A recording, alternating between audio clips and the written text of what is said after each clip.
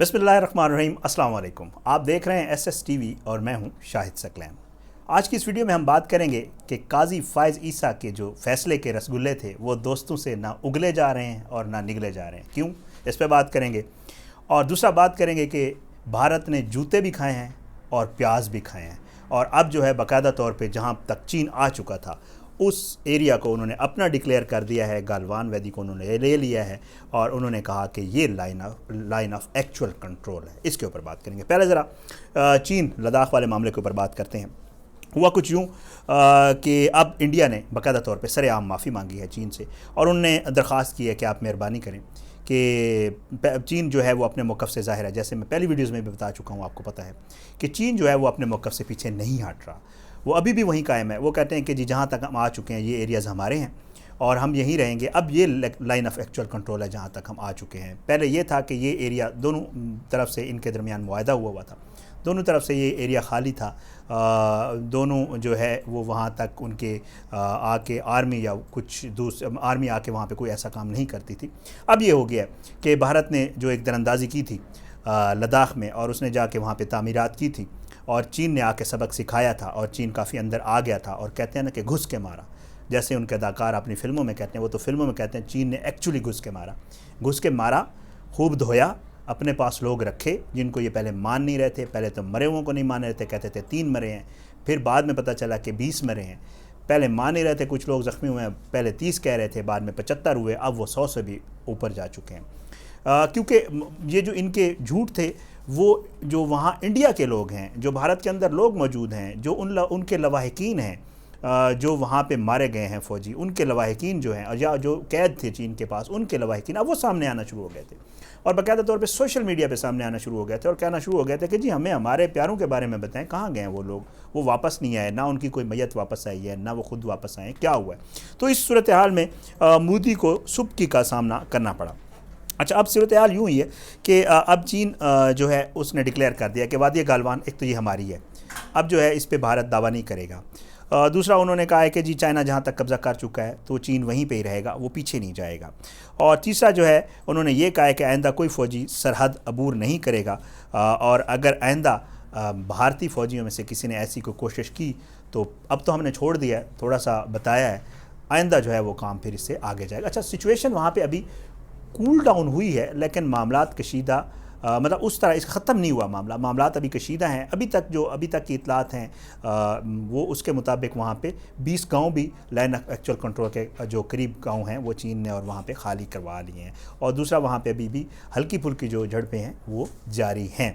तो सिचुएशन ये है। अब आपको पता है कि वहाँ पर जब से ये मामला शुरू हुआ है, मोदी और जो भारतीय फ़ौज है वो शुरू से झूठ बोलती आ रही है। पहले जैसे हमेशा पाकिस्तान के हवाले से भी उन्होंने यही कहा था, जब उन्होंने एक नाम नहाद और झूठी सर्जिकल स्ट्राइक की थी पाकिस्तान के ऊपर, बड़ा वावेला मचाया था इन्होंने।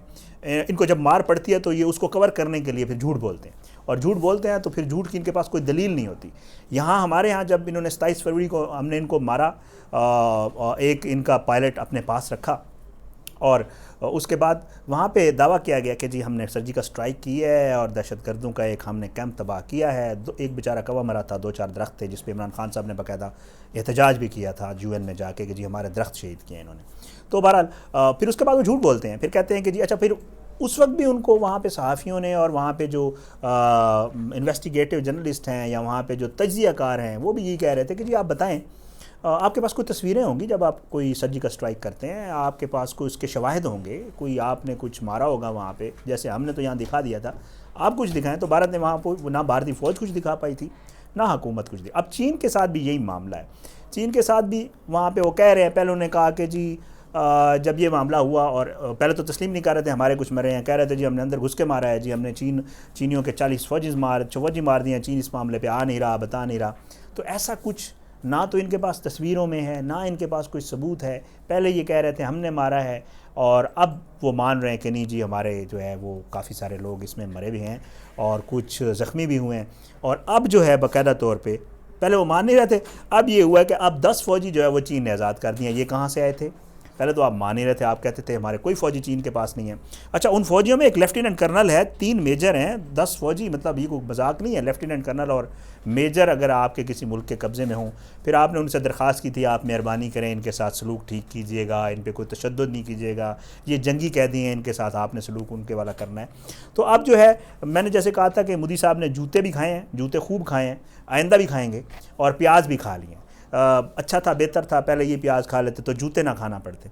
अब जो गलवान वादी है, वो एक फ़िल्म बनी थी 3 इडियट्स, बड़ा खूबसूरत वो जगह है, वो आमिर खान, वो आखिरी एक सीन होता है जहाँ पे जाके वो एक वहाँ की बड़ी जो है एक चुम्मी मशहूर हुई थी, जो आमिर खान को जाके आखिर में, पूरी फिल्म में कोशिश की उसने बेचारी ने, लेकिन वो नहीं कर पाई, आखिर में जाके उसने की। तो वो जो गलवान वादी है उसका वो एरिया अब चीन के पास है, और वो चीन का हो गया। चीन ने बाकायदा तौर पे कह दिया कि गलवान नदी पे आप ये नहीं कह सकेंगे कि ये हमारा एरिया है। एक तो ये सिचुएशन वहाँ पे हो गई है, और दूसरा ये है कि ऑल पार्टीज़ कॉन्फ्रेंस बुलाई थी मोदी ने, और उसने वहाँ पे कोशिश की जो अपोजिशन जमातें हैं उनको ऑन बोर्ड लेने की और उनको बताने की कि जी हम इस पे कोई लाए अमल इख्तियार करते हैं। तो अपोजिशन जमातों ने काफ़ी आड़े हाथों लिया है उस ऑल पार्टीज़ कॉन्फ्रेंस में भी।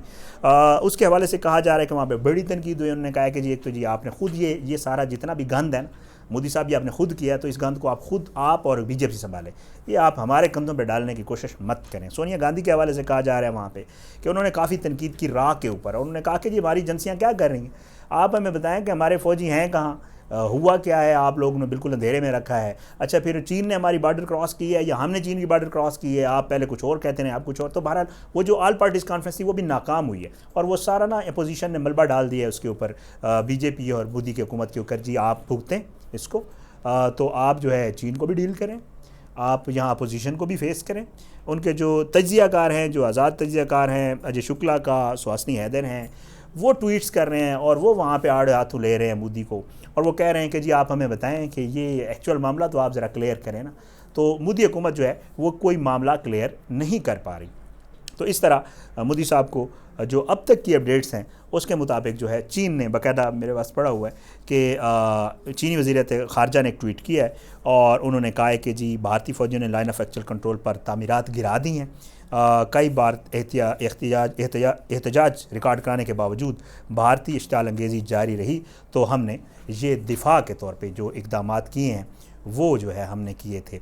पहले भी चीन ये कहता आया था कि जी हमने इनको नहीं किया, ये हमारे बॉर्डर के अंदर आए हैं, इन्होंने ही हमारे फ़ौजियों को इस चीज़ पे उकसाया है। जब उकसाया है तो फिर हमने दिफाई तौर पे ये कार्रवाई की है और फिर हमने इनको धोया है। अब ये वो कह रहे हैं कि चीन की तरफ से, चीनी वज़ारत ख़ारजा की तरफ से ये कहा गया है कि जो फ़ौजियों की वापसी पे भी हमारा इत्तफ़ाक़ हुआ है, और ये भी इत्तफ़ाक़ हुआ है कि दोनों ममालिक की जो फ़ौजें हैं वो यहीं रहेंगी।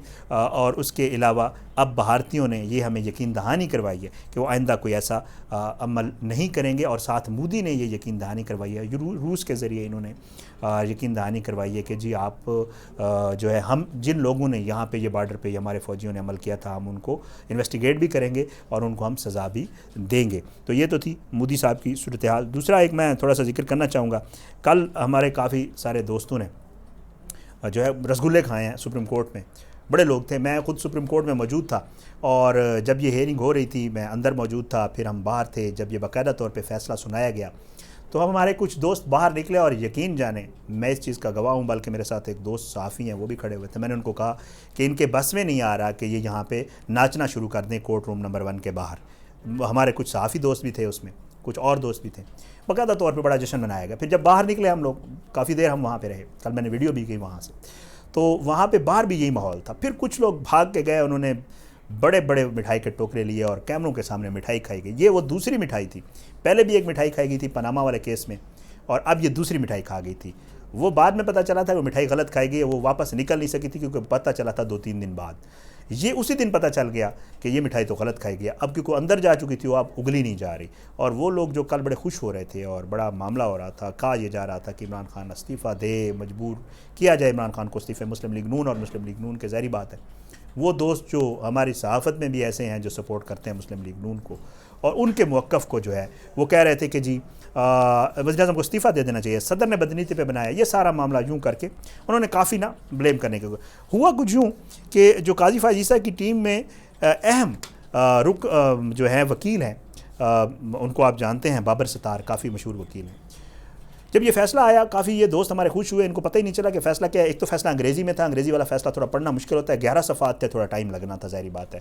जज साहब ने जो पहला फैसले में ये कह दिया कि हमने मुस्तरद कर दी है, जो हमने एक्सेप्ट कर लिया है इनके काजी फैज़ ईसा की पिटीशन को, और रेफरेंस हमने मुस्तरद कर दिया, बस इससे आगे इन्होंने कुछ पढ़ा ही नहीं अभी, क्योंकि तफसीली फैसला आने बाकी है काफ़ी, उसमें तो बहुत सारी चीज़ें होंगी।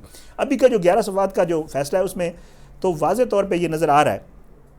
एक और ख़बर आपको देता जाऊँ, ये इस पे बाद में बात करेंगे कि जो काजी फ़ाइज़ ईसा साहब हैं उन्होंने अपनी जो टीम है उनके साथ बाकायदा तौर पे मुशावरा शुरू कर दिया, जो उनकी लीगल टीम है, कि वो रिव्यू पिटीशन में जा रहे हैं, नज़रसानी की दरख्वास्त में जा रहे हैं। इससे पहले जो पाकिस्तान बार काउंसिल है उन्होंने कल ही कह दिया था कि हम इसकी रिव्यू पिटीशन दायर करेंगे। रिव्यू पिटीशन तब दायर की जाती है जब आप फैसले से खुश ना हों। तो अगर जो पिटीशनर है वो ही फैसले से खुश नहीं है तो पता नहीं, ये जो मेरे भाई जिन्होंने रसगुल्ले खाए थे इनको शायद अब समझ आ जाए, लेकिन अब क्योंकि ये कह नहीं सकते कि यार सॉरी हमने गलत खाए थे, क्योंकि अभी कभी इन्होंने ये किया नहीं है। बहुत सारी स्टोरीज़ के ऊपर यूँ होता है कि बाद में पता चलता है इन्होंने गलत स्टोरी दी थी, तो मानते नहीं हैं, ज़ाहिर बात है, डीठपन भी कोई चीज़ होती है।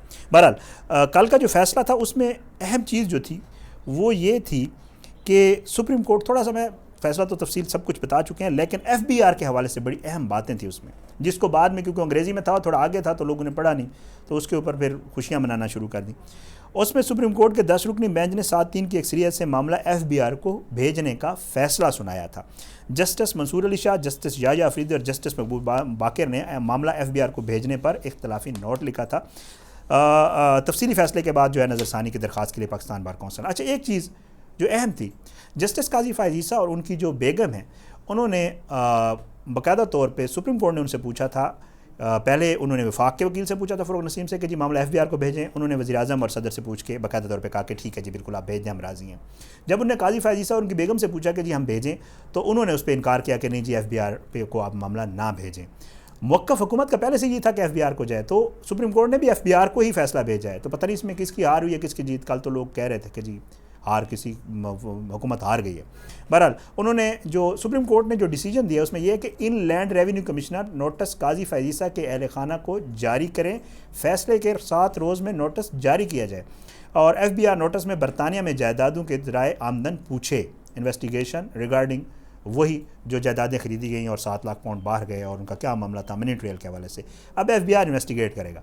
दूसरा उन्होंने कहा कि नोटिस जस्टिस काजी फ़ाइज़ ईसा की सरकारी रिहाइश गाह पे भिजवाए जाएँ, उनके अहल खाना मसूल नोटिस का मुनासिब रिकॉर्ड के हमरा जवाब दें, दस्तावेजी रिकॉर्ड के साथ FBR को जवाब दिए जाएँ, डॉक्यूमेंट्स दें, मनी ट्रेल दें कि आपने ये पैसे कैसे भिजवाए।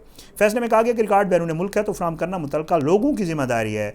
फिर वो जो मामला नवाज शरीफ वाले मामले में था, JIT ने और सुप्रीम कोर्ट ने जो कहा था कि जी जो आपका बर्डन ऑफ प्रूफ है वो आपके उसके ऊपर है, काजी फ़ाइज़ ईसा के ऊपर उन्होंने डाल दिया। उन्होंने कहा कि जी आप ही फ्राहम करें वो डॉक्यूमेंट्स, इनकम टैक्स कमिश्नर कार्रवाई में इल्तवा ना दें, FBR 7 रोज़ में नोटिस जारी करे और 60 रोज़ में फ़ैसला करे, 2 मंथ्स, 2 महीने में FBR फैसला करेगा। अगर नहीं करेगा तो 75 रोज़ में फैसले से रजिस्ट्रार को आगाह करेगा। Registrar supreme court chairman supreme judicial council को रिपोर्ट पेश करें। 100 रोज़ में तहकीकात मुकम्मल ना हो तो FBR वजाहत दे, FBR सेक्रेटरी जुडिशल काउंसिल को वजाहत देगा। मामला आ गया FBR के पास।